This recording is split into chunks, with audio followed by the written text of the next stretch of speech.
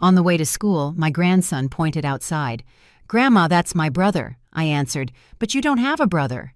He looked very serious and replied, "Mom told me I have a twin brother." I slammed on the brakes, and when I turned my head to look outside, that face froze me. I'm glad you're here. If you're watching this video, give it a like, subscribe to the channel, and tell me in the comments where you're listening to my revenge story. I want to know how far it has reached. That morning, I woke up like any other day. I stood by the table to carefully check the backpack of Matthew, my grandson.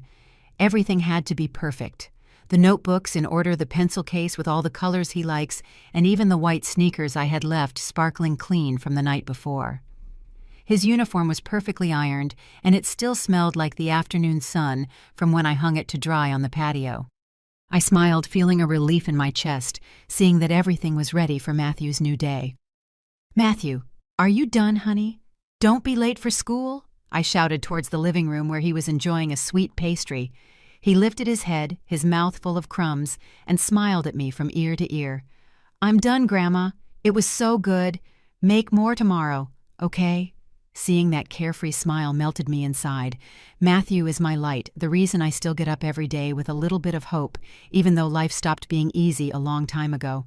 I grabbed the car keys, but before leaving, I reminded him, "Put on a jacket, honey. It's chilly outside."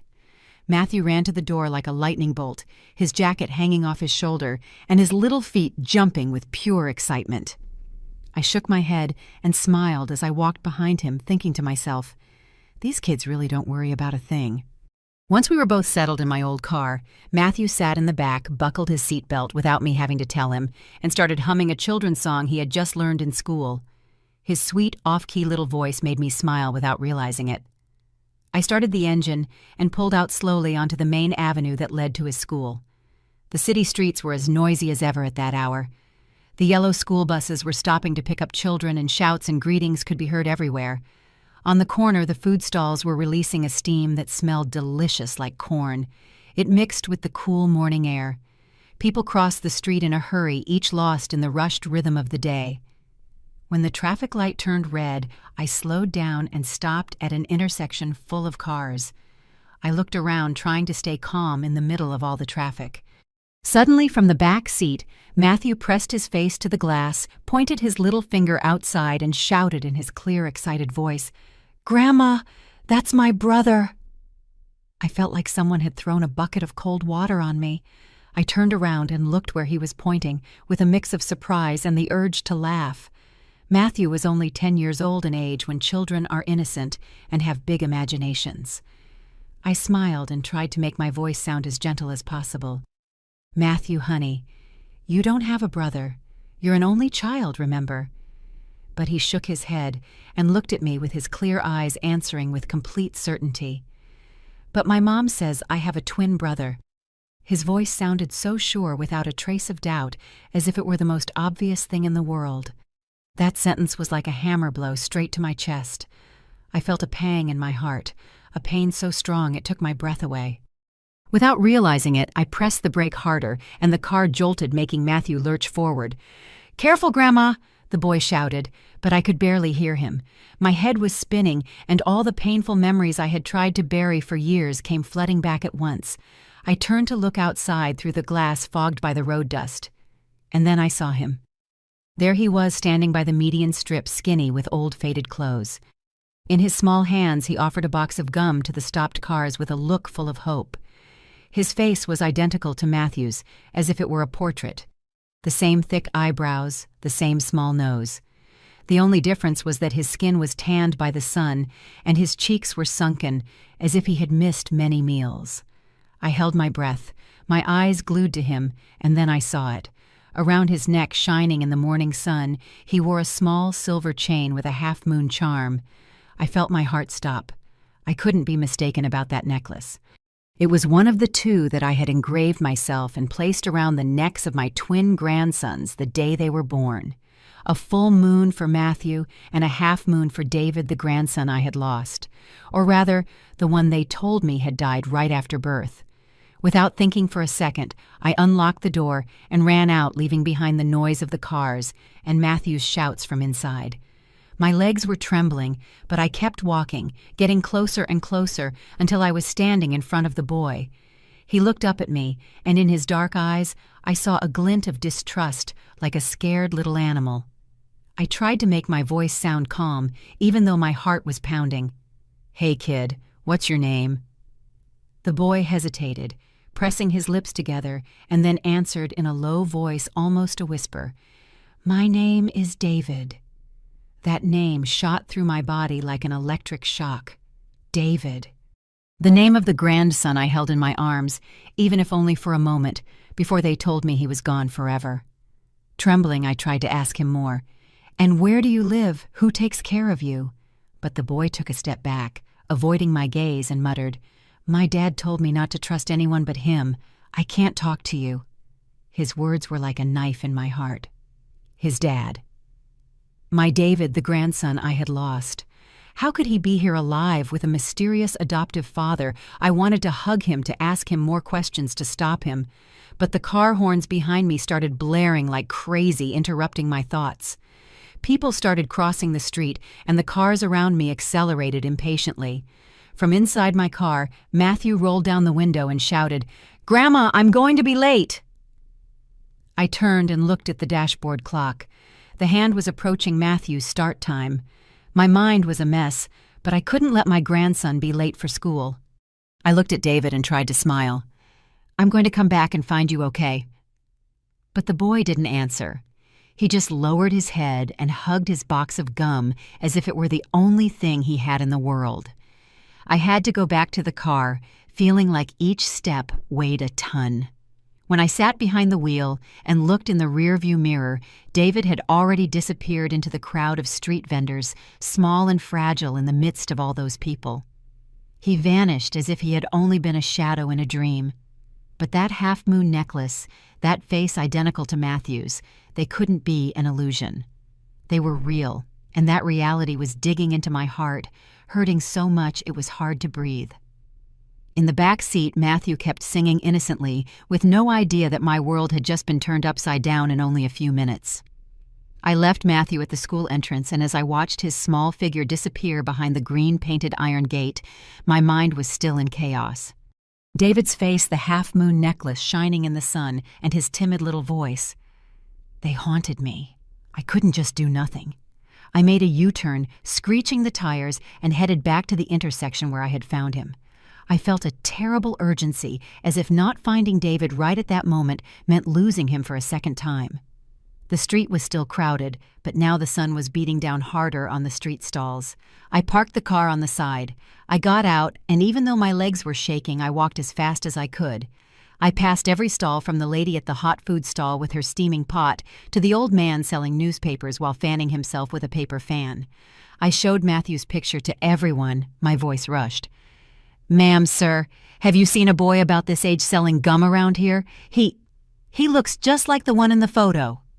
But I only got denials. The lady at the food stall looked at me with pity. "No, ma'am, I haven't seen any boy like that." The newspaper vendor sighed. "So many people pass through here, you don't notice everyone." I didn't give up. I kept asking the balloon vendors, the shoe-shine boys, even a young man selling coconut water on the corner. I described every detail. The face just like Matthew's, the faded clothes, the box of gum, and the silver necklace. But nobody knew anything. A woman selling flowers, after looking closely at the photo, just shook her head. "Maybe you were mistaken. There are a lot of kids selling things around here, but none like the one in the photo." I stood there in the middle of the noise, feeling a helplessness that weighed on my chest like a rock. David, and now it was as if the earth had swallowed him without a trace. I clutched Matthew's photo in my hand, my fingers trembling so much that I crumpled a corner. I wanted to scream David's name, but I knew it wouldn't do any good. People kept passing by me unaware of anything, and the noise of the horns, the shouts of the vendors, and the laughter seemed to mock my desperation. Finally, I dragged my feet back to the car. I sat in the driver's seat, but I didn't start the engine. I just sat there, hands on the steering wheel, looking at the intersection, which was now emptier. In my head, the image of David skinny and alone repeated over and over. "I'm going to come back and find you. I had told him. But now I felt like I had failed him from the very beginning. When I returned to the mansion, it was almost noon. The huge house with its white walls and elegant windows only made me feel emptier. I went into the living room, where Stephen, my son, was sitting at the dining table reviewing a pile of papers. He was wearing a white shirt, his tie crooked, and you could see the sleepless nights from work in his eyes. I took a deep breath, trying to make my voice sound calm, but I couldn't hide the tremor. "Stephen, I just saw a boy at the intersection. He's identical to Matthew, like 2 drops of water. He said his name is David, and he was wearing the half-moon necklace I made for them." Stephen looked up, frowning, his gaze full of doubt. He put his pen down on the table and said in a slow, cold voice, "Mom, you must be tired. David died at birth." "You know that perfectly well. The doctor told us. You even held him one last time." His words were like a sharp knife stabbing me in the heart. I wanted to scream at him that I wasn't wrong, that I had seen David, that he was alive selling gum at an intersection. But I just stood there, my mouth open, unable to say anything. At that moment, footsteps were heard on the stairs. Sarah, my daughter-in-law, came down wearing a light silk dress, her long hair loose. When she heard me mention David, her face turned pale and her eyes widened in fear. I noticed her reaction and was about to say something else, but Sarah interrupted me, her voice trembling, almost shouting, "Mom, why are you bringing that up again? How long are you going to torment me? I lost a child. Do you know how painful that is?" And she burst into tears, covering her face with her hands as her shoulders shook. I froze, feeling like the floor was opening up beneath me. Stephen got up and ran to hug his wife, looking at me reproachfully. "Mom, I'm asking you, please, don't remind her of her pain. Sarah has suffered enough." His voice was low, but every word was like a needle sticking into me. I wanted to explain, to tell him every detail from David's face to the silver necklace, but Stephen's glare and Sarah's crying left me speechless. I felt as if my own family was pushing me aside, as if I were a crazy woman clinging to a story nobody believed. I turned around in silence and went to my room, closing the door behind me. The huge room with the large bed where Arthur, my husband, and I used to sleep now held only me, lonelier than ever. Outside the window the sun was high, and the singing of the birds seemed to mock my pain. I sat at my dressing table, opened the old oak drawer where I keep my most precious treasures. I took out a small velvet box, opened it, and inside were the first sketches I drew when I handmade the 2 necklaces for Matthew and David. The full moon and the half moon, carefully drawn in pencil, were now yellowed with time. I gently ran my finger over the drawing, feeling every line I had traced with such care, every detail I had engraved with all my heart. My tears fell onto the paper, soaking it. "David," I whispered, as if saying his name would bring him back. I remembered the day I engraved that necklace, when I still had hope of holding my 2 twin grandsons, of watching them grow up together. But a few days after they were born, the doctor gave us the news that David had died. I still remember how I felt the world collapse on me, how I hugged that cold little box and cried until I had no tears left. But now I had seen David. I had heard him speak. I had seen the necklace around his neck. How could I be wrong? But Stephen didn't believe me, and Sarah cried as if I were hurting her on purpose. I felt trapped in a nightmare where the truth I had seen with my own eyes was being denied by my family. I hugged the velvet box as the tears continued to fall in silence. "I'm not crazy, Stephen," I told myself in a whisper. I wasn't mistaken. David is alive, and I'm going to find him, even if I have to do it alone. I sat in that silent room, with the only sound being the ticking of the clock on the wall. I thought about Arthur, about the days we spent together, overcoming so many difficulties to build this family. If he were alive, he would surely understand me. He would be on my side. But now I was alone, facing a truth that nobody believed. I dried my tears and carefully put the box back in the drawer. I promised myself that no matter how much it hurt, no matter how lonely I felt, I could not give up. David was out there somewhere, and I was going to find him. I had to uncover the truth, not just for David, but for me, for all the years I had lived and fought for this family. That afternoon I sat alone at the dining table. The golden evening light came through the window and rested on the old tablecloth. The chair opposite me, where Arthur, my husband, used to sit, was now empty, a silent reminder of everything I had lost. I looked at it, my heart aching, and the memories flooded in, taking me back to the days I thought time had buried. Those days when Arthur and I built everything from scratch, and when I believed our family would be strong forever, no matter the storms. More than 30 years ago, Horizon Properties was just a small dream in a cramped little room in the city.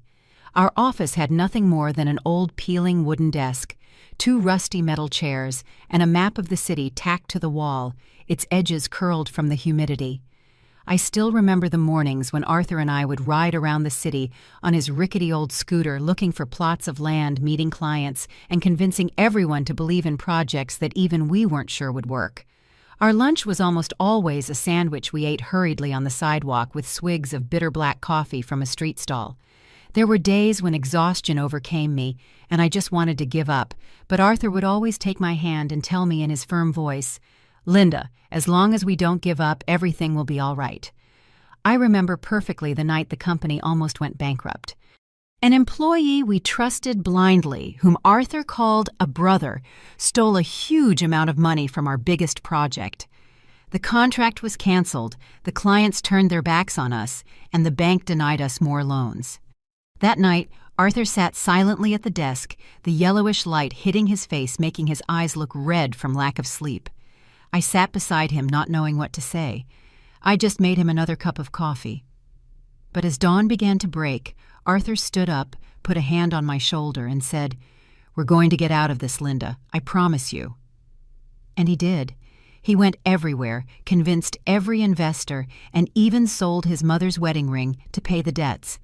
I cried when I found out, but Arthur just smiled. The ring is just a material thing. Our family is what's important. Those difficult years slowly faded. Horizon Properties grew, and from a tiny office, it became a corporation with hundreds of employees. We moved into this mansion, the place I always dreamed would be the home for my entire family. When Stephen was a boy, I used to take him to the construction sites. He would put on blue overalls and a giant construction helmet that covered his eyes, and while he played in the sand, he would say in his little voice, "When I grow up, I'm going to build tall houses, so tall they reach the clouds like you." Watching him, Arthur and I would just smile, filled with pride. We thought that by having each other, by having Stephen, we had it all. Then Jessica, my younger daughter, was born. She was completely different from her brother. While Stephen liked to sit next to his dad's drafting table, looking at blueprints, Jessica loved to run through the garden holding a stick and pretending it was a sword, shouting that she was going to catch all the bad guys. I still remember the day when at just 15, she stood in front of Arthur and me and declared firmly, "Mom, Dad, I want to join the police academy. I want to be the one who defends justice." Arthur strongly opposed it. He shook his head and said seriously, "You're a woman. Being a police officer is very dangerous. You should study business so you can take over the company with your brother." But Jessica, with her bright eyes and her chin held high, replied, "Dad, if I don't do it, who will protect people like us?" In the end, Arthur had to smile, even though he was still worried inside. He took her hand and told her, "All right, but promise me you'll always be careful." Watching them, I knew my daughter had inherited the strength of both of us. Our family back then was full of pride. I thought that after so many years of effort, we had finally achieved complete happiness. The company was doing well. Stephen was studying to follow in his father's footsteps, and Jessica was chasing her dream with incredible determination. But then the bad news arrived like a storm. One afternoon, Arthur came back from the hospital, his face pale. He took me to his office, closed the door, and told me, trembling, "Linda, I have cancer. It's terminal." I froze. I felt the world collapsing. I squeezed his hands and asked him, "How is that possible? Couldn't the doctor be wrong?" But Arthur just shook his head, hugged me, and said with a broken voice, "I'm sorry, Linda. I don't want to leave you." Arthur's last months were the most painful of my life. I took care of him, made him the coffee he loved so much, even though he couldn't drink it anymore. I sat by his bed holding his hand, telling him stories of when we first met, of the dreams we built together. He grew weaker, but he still tried to smile to tell me, "Linda, you have to be strong. For Stephen, for Jessica, and for yourself." One afternoon, as the sun streamed through the window, Arthur called Stephen. Trembling, he handed him the key to the office and said in a thread of a voice, "Son, the company is our life's work. You have to take care of it, okay?" Stephen nodded as tears ran down his cheeks. I listened from the doorway, my heart in pieces. Arthur left us shortly after. The huge house suddenly felt empty. Meals were now just for me. Arthur's laugh was no longer heard, nor his deep voice talking about new projects. I tried to keep busy taking care of my children, but every night when I returned to my room, I sat next to his empty chair staring into space and crying. After Arthur's funeral, the house felt lifeless. Stephen buried himself in work as if it were the only way to forget the pain of losing his father. I watched my son, now a grown man, sitting in Arthur's office buried under piles of papers. His eyes were sunken with dark circles from sleepless nights. Several times I went in, put my hand on his shoulder, and told him softly, "Stephen, the company is important, but family is more important. You have Sarah. Don't leave her alone." Stephen would just nod, but his gaze was lost, as if he were trying to hold on to something that was slipping away. "I know, Mom," he would answer in a hoarse voice and lower his head back to the papers. I would stand there looking at my son with an immense pain. I knew he was trying to carry the whole world Arthur had left behind, but I was scared. I was scared he was losing himself. Then one day, like an unexpected ray of sunshine through the dark clouds, good news arrived. Sarah came into the kitchen where I was kneading dough for tamales and told me in a low voice, "Mom, I'm pregnant. It's twins." I froze. I almost dropped the bowl. Tears welled up in my eyes, not of sadness, but of happiness. "Really, honey?" I asked, my voice trembling. Sarah nodded, her eyes shining, though there was still a hint of worry. I hugged her tightly, felt her warmth, and in that moment it was as if I saw light in this house again. "2 grandsons," I whispered. "I'm going to have 2 grandsons." From that day on, I started preparing everything with all my love. I knitted soft yarn blankets, choosing blue and white threads, the colors of the sky and of peace. I painted the wooden cribs that had belonged to Stephen and Jessica myself, carefully cleaning every corner so they looked like new. Every night I sat at my table under the warm light of a lamp and carefully drew sketches for 2 silver necklaces I wanted to engrave for them myself, a full moon and a half moon each with a tiny magnet inside. I smiled, imagining how those 2 necklaces would attract each other, forming a half moon hugging the full moon, just as my 2 grandsons would always be together. I told myself in a low voice, "No matter how dark the night is, my boys will always find each other." The day Sarah went into labor, the whole house was in chaos. I drove her to the hospital, my hands gripping the steering wheel, trying to stay calm, even though I was a nervous wreck inside. In the delivery room, I stayed by her side, holding her hand, wiping the sweat from her forehead as the contractions grew stronger. "You can do it, honey," I told her, my voice trembling. "Everything is going to be fine." Sarah bit her lip, her eyes closed in pain, but she nodded, squeezing my hand tightly. Finally, the clear cry of a baby was heard, like music that ended all worries. 2 beautiful boys were born tiny and fragile in my arms. Trembling, I held each one, placed them on my chest, and felt their weak breathing. Very carefully, I put their necklaces on them. On Matthew, the smaller one, the full moon. On David, the older one, the half moon. Seeing my 2 grandsons, I thought this was the complete happiness I had always dreamed of. The first few days, the house was filled with laughter and baby cries. I held Matthew, then David. I sang them the lullabies my mother used to sing to me. Stephen, although very busy, tried to come home earlier to hug his sons. Sarah, though still weak, smiled every time she saw them. I thought our family had finally found the light after the dark days without Arthur. Every night I sat by the cribs watching my grandsons sleep and silently thanked life for giving me the chance to be a grandmother. But that joy didn't last long. Just a few days later, one morning while I was preparing a bottle for Matthew, The doctor called Stephen and me into his office. He was a middle-aged man with a serious face, and he told us in a grave voice, "Mrs. Sanchez, Mr. Sanchez, I am very sorry. David did not survive. It was an unexpected complication. We did everything we could." I froze as if my blood had turned to ice. "No, it can't be," I stammered. "I held him last night. He was fine." I ran to the intensive care unit begging them to let me see David one last time, but a nurse stopped me and told me in a cold voice, "Ma'am, the hospital has already taken care of the arrangements. Please don't make things complicated." I screamed, my voice broken. "He's my grandson. I have to see him." But Stephen stopped me, his eyes red. "Mom, stop. Don't make things harder." I clutched my chest. I felt my heart breaking. The funeral was quick in a cold room at the funeral home.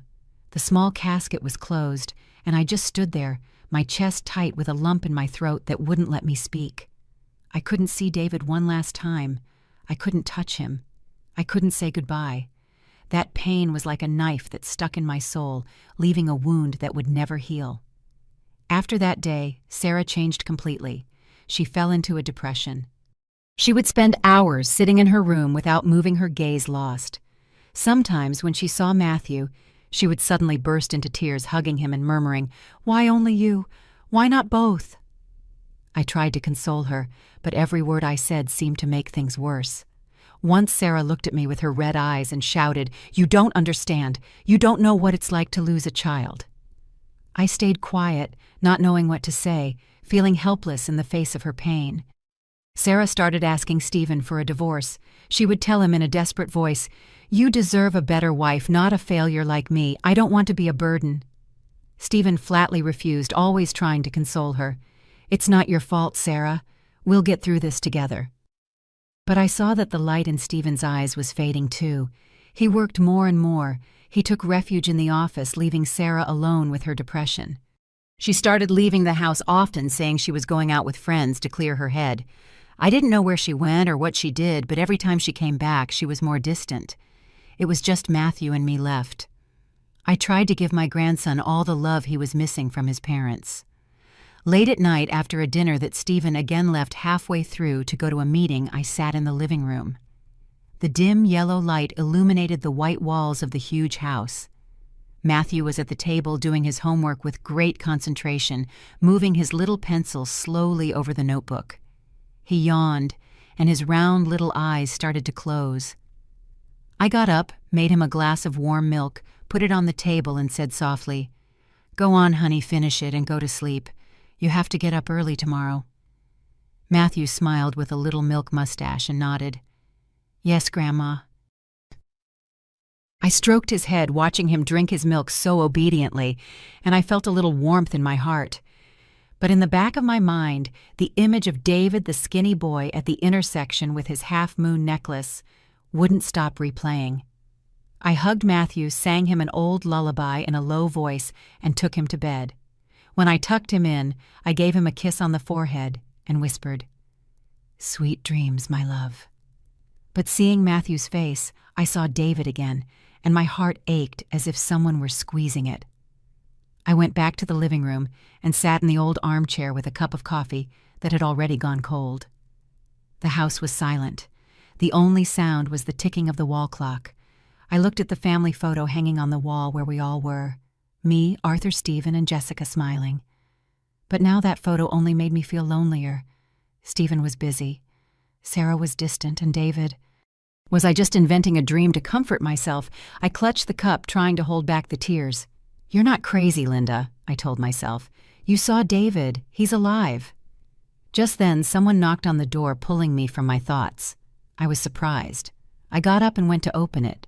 In front of me was Jessica, my younger daughter, still in her dark blue police uniform, her black hair still damp from the sweat of a long shift. The heavy backpack on her shoulder made her lean a bit. Under the porch light, Jessica's eyes shone, but I noticed she was worried. "Mom, you look so sad. Did something happen?" she asked as soon as she came in, her voice full of concern. I invited her in. I made her a hot tea, and the smell of mint filled the air. We sat across from each other, and I started to tell her everything, my voice trembling as if I feared that if I didn't say it right, then I wouldn't have the courage again. I told her about the morning at the intersection, about the boy identical to Matthew, about the half-moon necklace shining on his neck. I told her how Stephen didn't believe me, how Sarah started to cry, and how lonely I felt when no one supported me. "I saw David, Jessica," I said, as tears ran down my cheeks. "I know it was him, but nobody believes me. I feel like I'm losing everything all over again." Jessica remained silent, her eyes fixed on me. She didn't interrupt, just listened, gripping her teacup as if to control her emotions. When I finished my story with a sigh, Jessica put the cup on the table, looked me directly in the eyes, and said firmly, "I believe you, Mom. If you say you saw David, then something strange is going on here, and we're going to find out the truth together." Her words were like a ray of light in the darkness of my heart. I was speechless, and my trembling hand reached for hers. Her hand was strong, warm, and she squeezed it as if to give me strength. For the first time in many days, I felt I was no longer alone. Jessica took a small notebook with a worn leather cover from her pocket and started taking notes. "Mom, tell me every exact detail," she said with the same seriousness she used at the police station. I tried to remember the exact spot of the intersection, the time David's faded clothes, the box of gum he held, and even his look of distrust when I asked his name. Jessica wrote quickly with clear handwriting. Each line was like a map that would lead us to the truth. "Do you remember exactly what brand of gum he had?" she asked, her eyes shining with determination. I nodded. The image of the box was clear in my mind.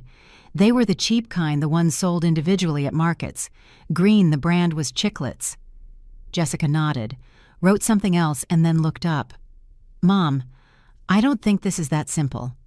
If David is alive, someone hid him on purpose, and I'm not going to leave you alone in this." Hearing her, I couldn't hold back the tears. I had lost Arthur. I had lost David, or so I thought. And now that Stephen and Sarah had turned their backs on me, Jessica was here like a fire warming my heart. I squeezed her hand and whispered, "Thank you, honey. I don't know what I'd do without you."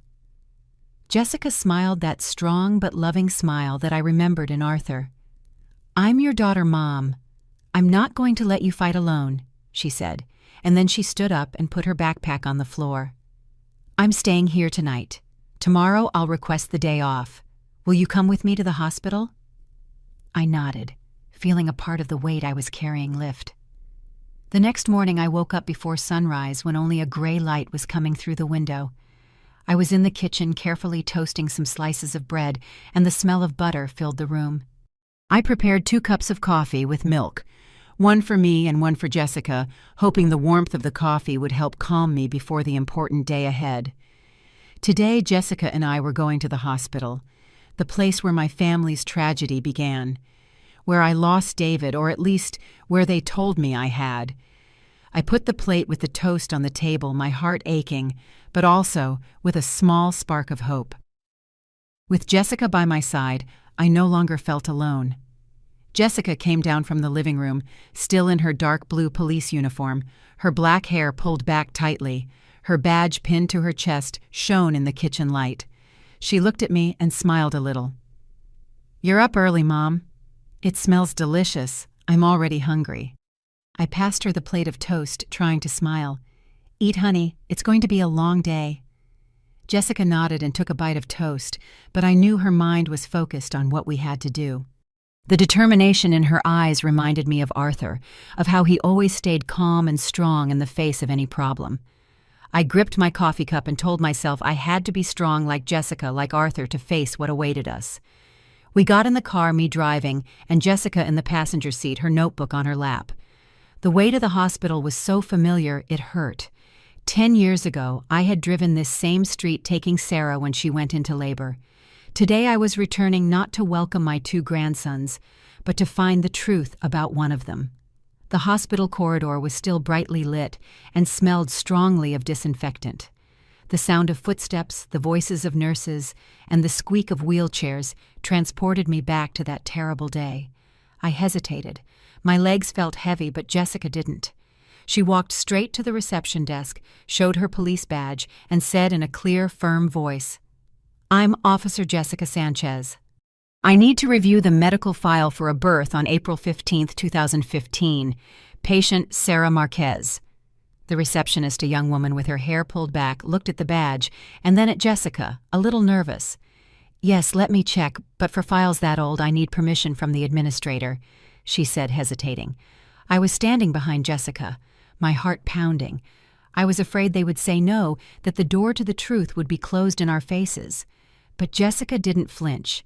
She nodded and said calmly, "Then please call the administrator. This is an important matter." The receptionist nodded and quickly picked up the phone. I looked at my daughter, feeling a mix of pride and worry. Jessica, with that firmness, was doing what I couldn't have done alone. A while later, the administrator appeared, a middle-aged woman with a serious face. After talking for a few minutes, she took us to a small room at the end of the hall where they kept the old files. They handed us a thin folder, the pages already yellowed. I looked at the folder and felt a knot in my stomach. This was all that remained of the day David was born, and also the day they told me he had died. Jessica turned the pages carefully, taking quick notes with a pencil. I got closer to read the scribbled letters, and suddenly my eyes stopped on one page. David's death certificate. But what chilled my blood was that the space for the witness signature was blank. Not a signature, not a stamp. The date and time of death were written in a rush with shaky handwriting, completely different from the rest of the information. And above all, the name of the doctor on call that night, Dr. Robert Warren, was underlined in blue ink as if someone had wanted to highlight it on purpose. I pointed to the paper, my voice trembling. "Jessica, look at this. Why is there no witness signature and this handwriting isn't the same as the rest?" Jessica frowned. Her sharp eyes scanned every line. "You're right, Mom," she whispered, writing faster. Then she looked up and asked the administrator, "Where is Dr. Robert Warren now?"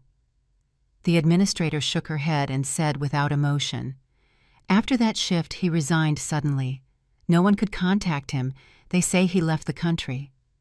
Jessica nodded, but I saw her eyes gleam like a predator that has just found a clue. As we left the archive, we passed the hallway where Sarah had stayed. The smell of disinfectant and the cold white light gave me a chill. Just then, an older nurse with graying hair came out of a room. She looked at me and suddenly stopped, surprised. "Mrs. Sanchez, right?" she asked in a low voice. I nodded, my heart pounding. "Do you remember me?" The nurse nodded and led us to a corner of the hallway where no one was around. She whispered, her voice worried. "I still remember that night when Mrs. Marquez had her twins. It was very strange. Doctor." Warren went into the delivery room and locked the door. He didn't let anyone in, not even us. I stayed outside. I heard both babies cry, but then they only brought out one. I felt dizzy, as if the floor were sinking. "What do you mean?" I asked, my voice breaking. The nurse looked around as if afraid someone would hear her and continued, "I'm not sure, but I felt something wasn't right.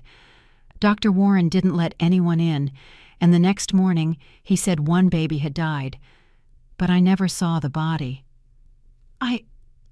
I was scared, and I didn't dare ask any more." Jessica immediately took out her notebook.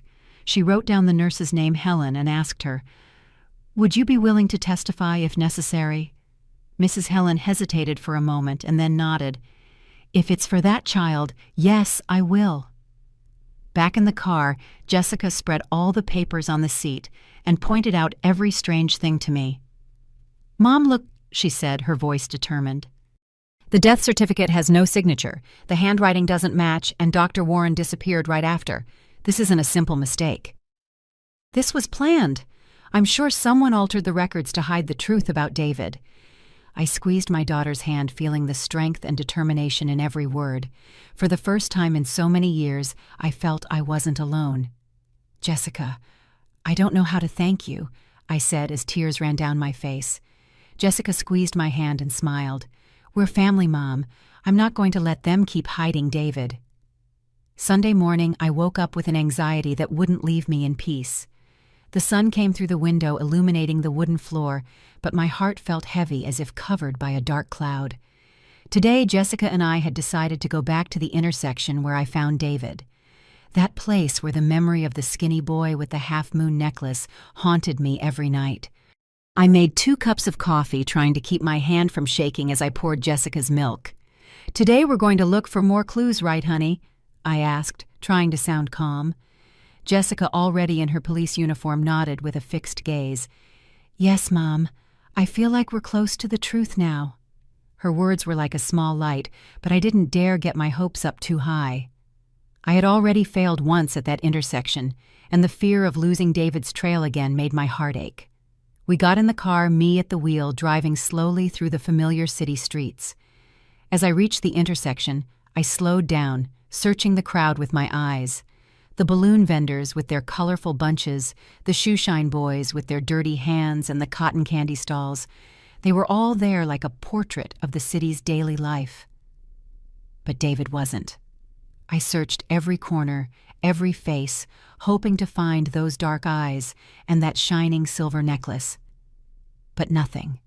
I felt my spirit sink as if a part of my hope had been carried away by the wind. Jessica put her hand on my shoulder and told me to calm down. "It's okay, Mom. We'll ask one by one. If David was here, someone has to know something." She motioned for me to park, and we got out, each going our separate ways. I approached the newspaper stand of an old man with white hair and glasses slipping down his nose. I showed him Matthew's photo, trying to speak gently. "Excuse me, sir, have you seen a boy about 10 years old with a face just like this child's? He sells gum around here." The old man squinted to see the photo and then slowly shook his head. "I don't really remember, ma'am. A lot of kids pass through here selling things. I don't notice all of them." I nodded and thanked him, but my heart felt tight. I kept walking down the sidewalk and asked the lady at a fruit stand who was wearing a bright red apron. "Ma'am, have you seen a boy who looks like the one in the photo? He sells gum, wears old clothes, and a silver necklace." She looked at the photo and then shook her head. "Yes, there are several kids who sell things, but I haven't seen anyone like that all week." Every answer was like another stab to my fragile hope. I stood in the middle of the crowd, clutching Matthew's photo, feeling a helplessness that threatened to pull me under. "Where are you, David?" I asked myself, tears welling up. I had promised him I would find him, but now I felt useless, like a traveler lost in the desert. Just as I was about to give up, Jessica ran towards me and pulled me by the arm toward a food stall on the corner. "Mom, come here," she said, her voice full of hope. "This lady might know something."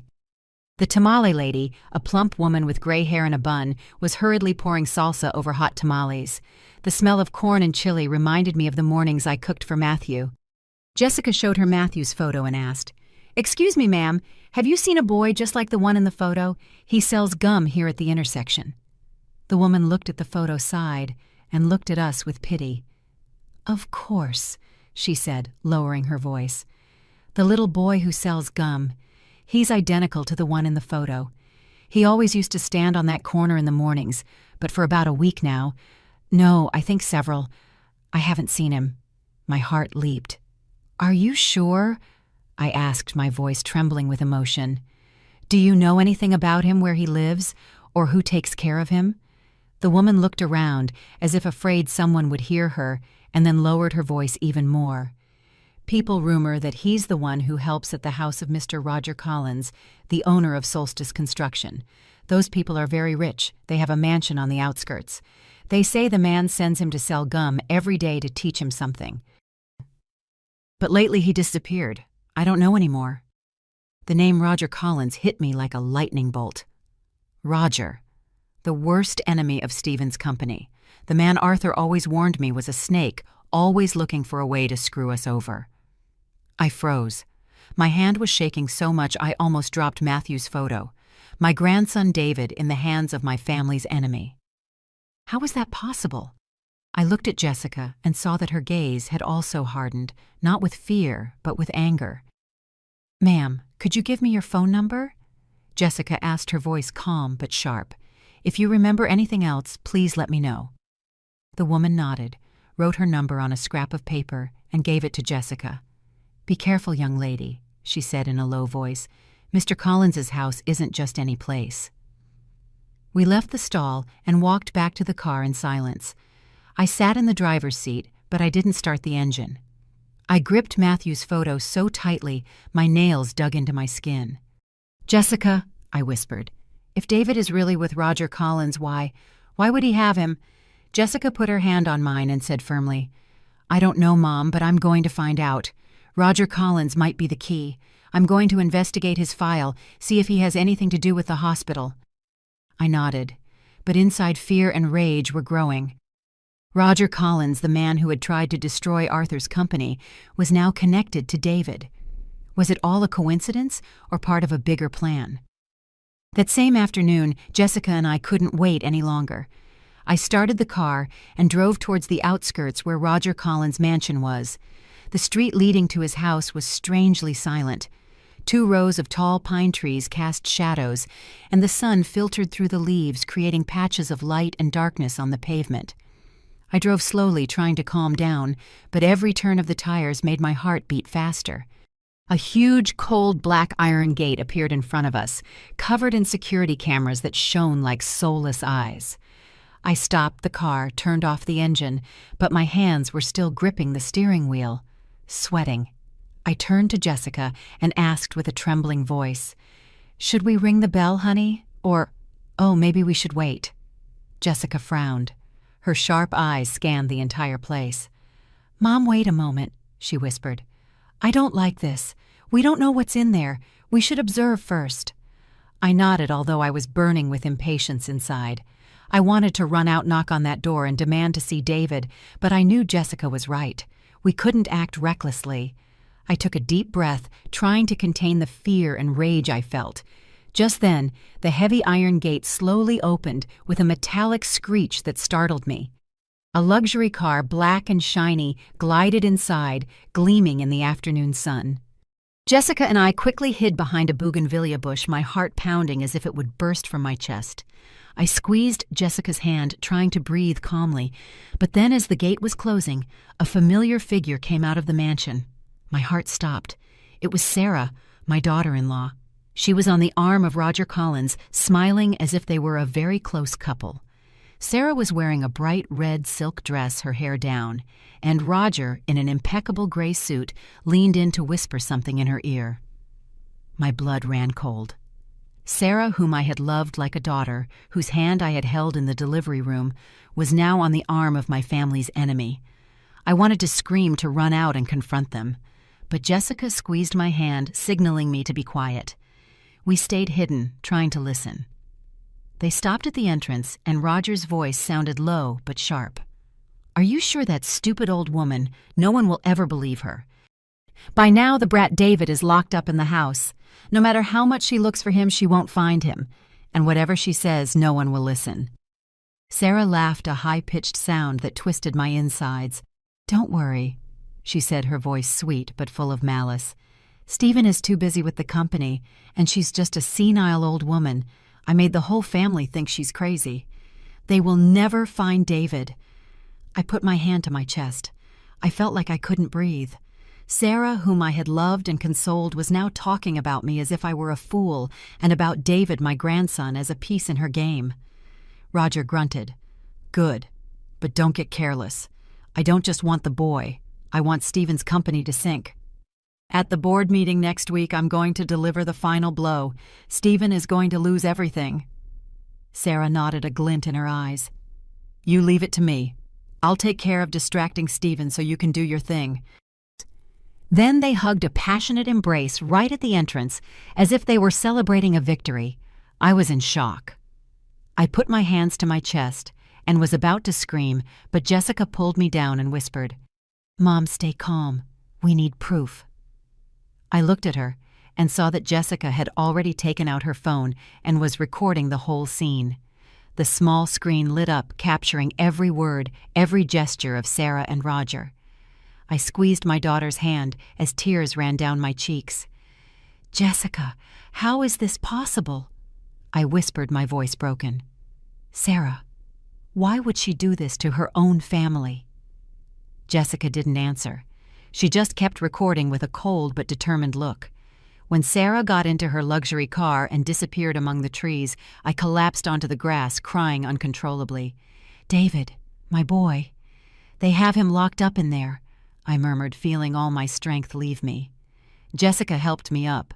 Her voice was low but firm. "Mom, we can't get emotional now.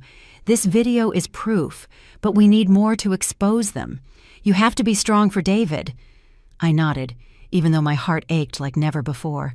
I gripped Jessica's phone where the video that could reveal everything was stored. "You're right," I whispered, drying my tears. I barely slept that night. I was lying in my bed, staring at the ceiling, listening to the ticking of the clock in the darkness. As soon as dawn broke, I heard a noise in the living room. Jessica was already awake. She was sitting at Arthur's old desk, the blue light of the laptop illuminating her face. She was searching the personnel files of Solstice Construction Rogers Company. I went in with a hot cup of coffee and put it on the table. "Did you find anything?" I asked, my voice hoarse from lack of sleep. Jessica looked up, her eyes red with fatigue but shining with determination. "Mom, I found a list of employees they fired about 2 years ago. There's one name that catches my eye, Rosa Mendez. She was Roger's housekeeper for many years. If anyone knows about David, it could be her." I nodded, my heart pounding. Rosa Mendez. That name was like a small light in the middle of my storm. Jessica started making calls. She tried to contact several people on the list, but most didn't answer or just responded curtly and hung up. Finally, when she called Mrs. Rosa's number, it rang, and an older woman's voice, very cautious, answered. "Who is this?" she asked, her voice trembling as if she were scared. Jessica introduced herself briefly, her voice calm but firm. "This is Officer Jessica Sanchez from the City Police. I'd like to talk to you about a child who might be connected to Mr. Roger Collins. Could you meet with me?" There was a long silence on the other end, and then Mrs. Rosa replied coldly, "I don't want anything to do with Mr. Roger. Don't call again." And she hung up. I felt like a bucket of cold water had been dumped on me. "Jessica, now what?" I asked, discouraged. But she didn't give up. She looked at me and handed me the phone. "Mom, you try talking to her. If she took care of David, maybe you can convince her." I took the phone, took a deep breath, and dialed again. When Mrs. Rosa answered, I didn't let her speak and said quickly, my voice trembling, "Mrs. Rosa, this is Linda Stephen Sanchez's mother, the boy you took care of. He's my grandson. His name is David. I'm begging you, help me bring him back to his family. I just want my boy to be safe." My words came out in a rush, loaded with all the pain and hope of 10 years. There was silence on the other end again, so long I thought Mrs. Rosa had hung up. But then I heard a sigh, and she said, her voice softer, "All right, I'll see you, but not in a public place. There's a small cafe next to the train tracks on Juarez Street, tomorrow at 3 in the afternoon. But I nodded over and over, even though she couldn't see me. "Thank you, ma'am." "Thank you so much," I said as tears ran down my face. Jessica patted me on the shoulder and smiled. "Mom, we have a chance." The next day, Jessica and I arrived at the old cafe on Juarez Street.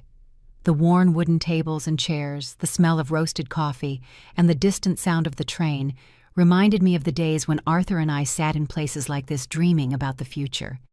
We chose a table in the corner and waited. At 3 o'clock sharp, a thin woman entered wearing a dark dress and a straw hat covering her gray hair. It was Rosa Mendez. Her eyes darted around nervously as if she feared someone was following her. I stood up and signaled to her. She approached, sat down, and grabbed the cup of coffee I had already ordered for her, but she didn't drink. "Mrs. Rosa, thank you for coming," I said, trying to sound as kind as possible. She nodded, but her gaze remained suspicious. Jessica began to speak. "Could you tell us about the boy you took care of at Mr. Rogers' house?" Mrs. Rosa was silent for a moment and then began to speak, her voice trembling. "I was Mr. Rogers' housekeeper for 10 years. One day he brought home a child. He said it was his adopted son and put him in my care. The boy was about 3 years old, small and skinny. He called him David." I felt my heart clench. "Was the boy wearing a silver necklace with a half moon?" I asked quickly, my hand shaking so much I spilled a little coffee. Mrs. Rosa nodded, her gaze softening as if remembering.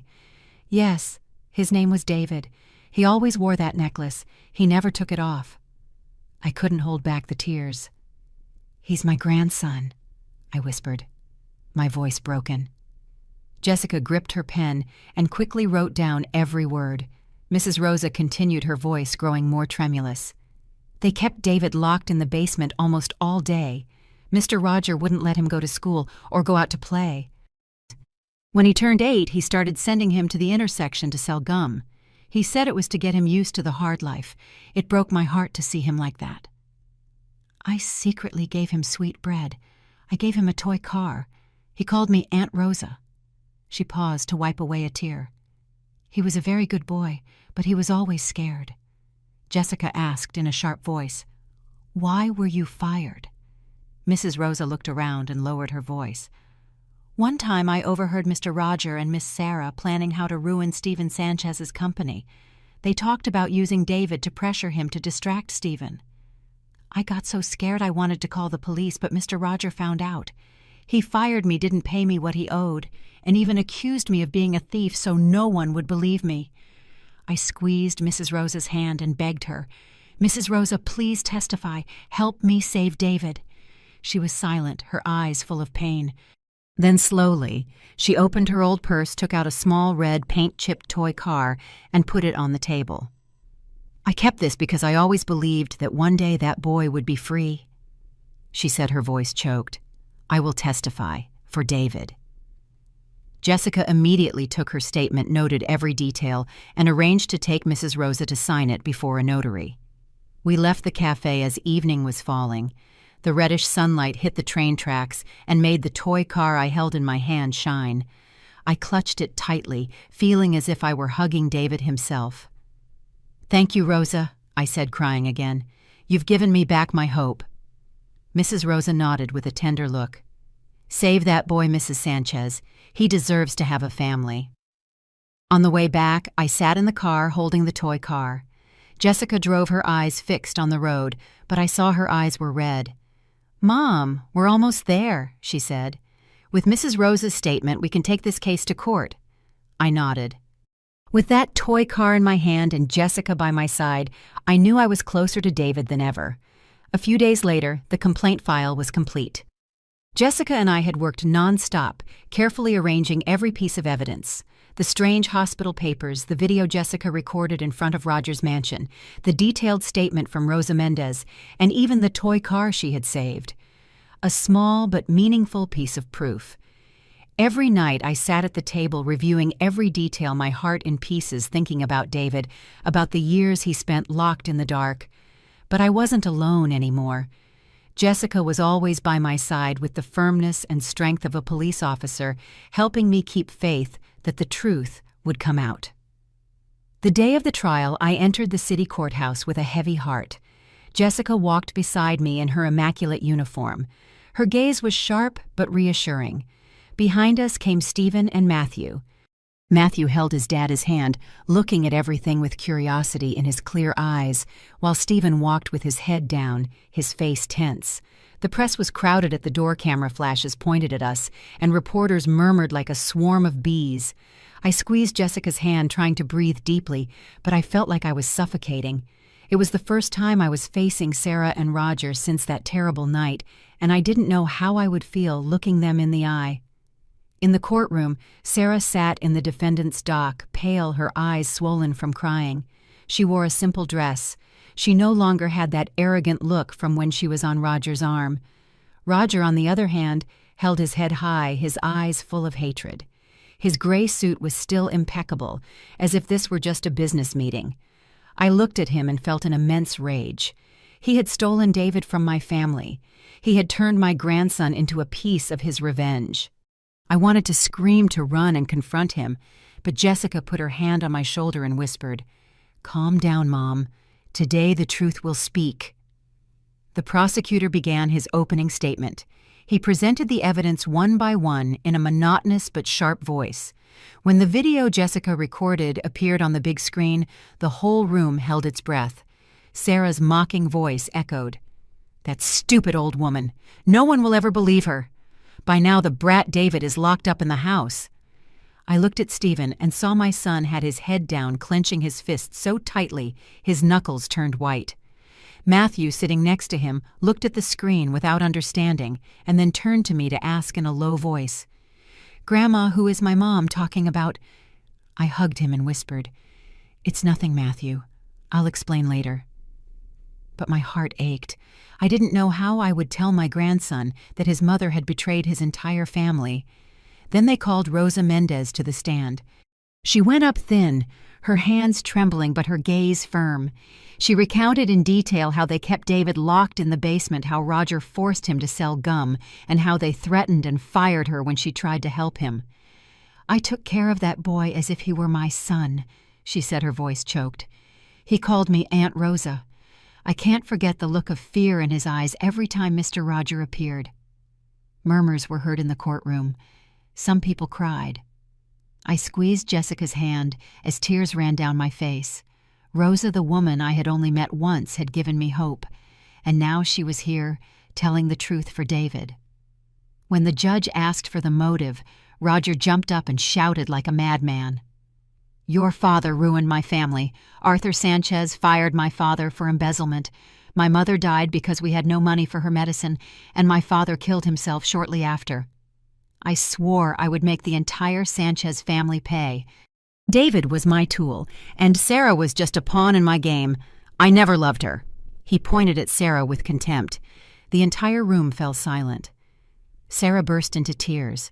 She turned to Stephen and said with a trembling voice, "Forgive me, Stephen. I just wanted to be with Roger. I didn't know he was just using me." Stephen didn't answer. He just lowered his head, his shoulders shaking. I looked at my son, my heart in pieces. Stephen had loved and protected Sarah, but she had stabbed him in the heart. The prosecutor finished listing the charges: kidnapping of a minor, falsification of documents, financial fraud, conspiracy for corporate sabotage, and witness tampering. The judge slammed the gavel and delivered the sentence. Roger was sentenced to many years in prison, and Sarah, as an accomplice, also received a just sentence. As they were taken away, I looked at Sarah, but I no longer felt anger, only sadness. She had been part of my family, but now she had lost everything. It was already getting dark when we left the courthouse. Stephen walked beside me and said in a hoarse voice full of regret, "Mom, forgive me. I didn't believe you. I left you alone in all of this." I took my son's hand and shook my head. "I don't blame you, Stephen. I just want our family to be united again." Matthew took my hand, looked up and asked me, "Grandma, is my brother David coming with us now?" I smiled, though tears were still falling. "Yes, my love." A social worker approached, holding the hand of a skinny, dark-eyed boy, still scared, who was hiding behind her. "David." I opened my arms and called his name softly. "David." The boy hesitated, his gaze timid, but suddenly he ran and hugged me tightly, saying in his little voice, "Grandma." That word was like a ray of light that ended all the darkness I felt. I hugged David tightly. I felt his little body tremble in my arms. "I'm here now, David," I whispered, as my tears wet his hair. "I'm never letting you go again," Matthew shouted with joy and started running around his brother. "I have a brother. I really have a brother." He took out his full moon necklace and brought it close to David's half moon. The two pieces of silver fit together. The magnet united them, and they shone under the moon that was beginning to rise. I looked at my two grandsons, my heart full of a happiness mixed with pain. 10 years. David had suffered so much, but now he was back. Stephen knelt and hugged his two sons as late tears ran down his cheeks. "Forgive me, David," he said, his voice broken. I didn't know you were alive." David looked up still with a little fear in his eyes, but he nodded gently and hugged his dad. Jessica put her hand on my shoulder and smiled. "We did it, Mom." I took my daughter's hand, feeling a gratitude I couldn't express with words. I looked at the sky where the moon was growing brighter among the clouds. "Arthur, are you watching?" I whispered to myself. "Our family is complete again. The moon will shine again no matter how dark the night." I hugged David and Matthew. I felt the warmth of my two grandsons, and I knew that although this path had been very painful, I had found my light. I have walked a path full of tears, loss, and betrayal, But looking back, I understand that it was those trials that made me stronger than ever. The lesson I want to share with everyone is this: never let others deny the truth your heart recognizes, and do not stay silent when justice is buried. The love for my family, for my grandsons, became the flame that guided me through the darkness. Life can take many things from us, but faith, perseverance, and the desire to find justice will help us stay standing. I want everyone, especially women, who sometimes feel weak, to remember that neither age nor circumstances are a reason to give up. We always have the right to rise up, to fight for the truth, and to protect what is most sacred in our lives. The story you just heard has been modified in names and places to protect the identity of the people involved. We don't tell this to judge, but in the hope that someone will listen and stop to reflect. How many mothers are suffering in silence within their own homes? I truly wonder, if you were in my place, what would you do? Would you choose to stay silent, to keep the peace, or would you dare to face it all to get your voice back? I want to know your opinion, because every story is like a candle that can light someone else's path. God always blesses, and I am convinced that courage leads us to better days. Meanwhile, on the end screen, I leave you two of the channel's most beloved stories. I'm sure they will surprise you. Thank you for staying with me until this moment.